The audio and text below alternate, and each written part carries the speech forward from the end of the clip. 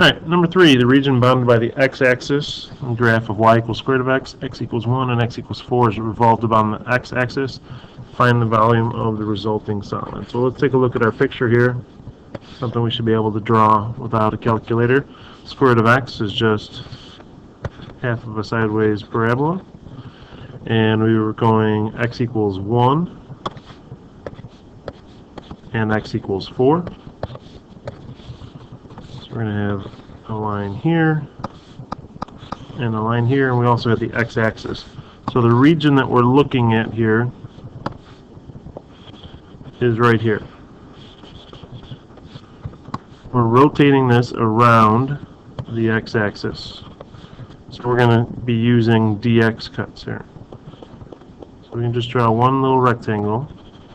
Of course, this is made up of infinitely many rectangles like this.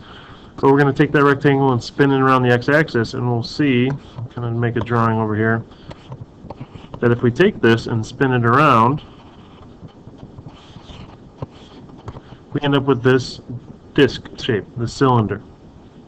And remember, to figure out the definite integral, to find the volume, we're doing pi times the radius squared times the height.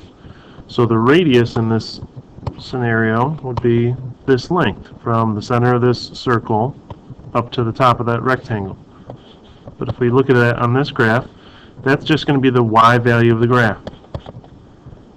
But the height of the cylinder is going to be dx. Remember, this is a dx cut. So that means we can't write the radius in terms of y. It has to be in terms of x.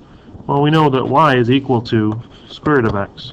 So that's going to be our radius, square root of x. Our height is dx. So we have pi times the square root of x squared times dx. And we're going from 1 to 4. 1 is our smallest x value, 4 is our largest. Everything in here has to be in terms of x. So really we have pi times definite integral from 1 to 4 of x dx.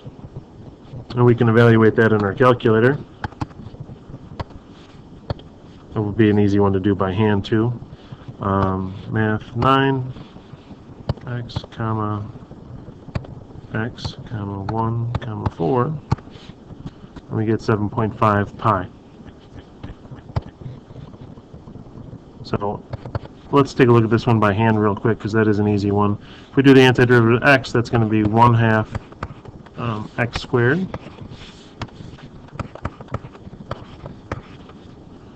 We'll get the pi on the outside. We're evaluating from 1 to 4.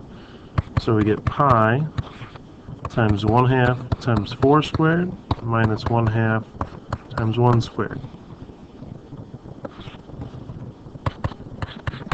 So 4 squared is 16 times 1/2, we get 8 minus 1/2, and it gives us 7.5 times pi.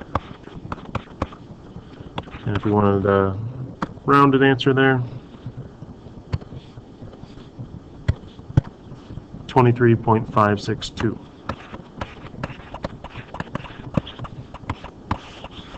Either of those answers would be acceptable. Tend to keep them exact, but either one would be acceptable.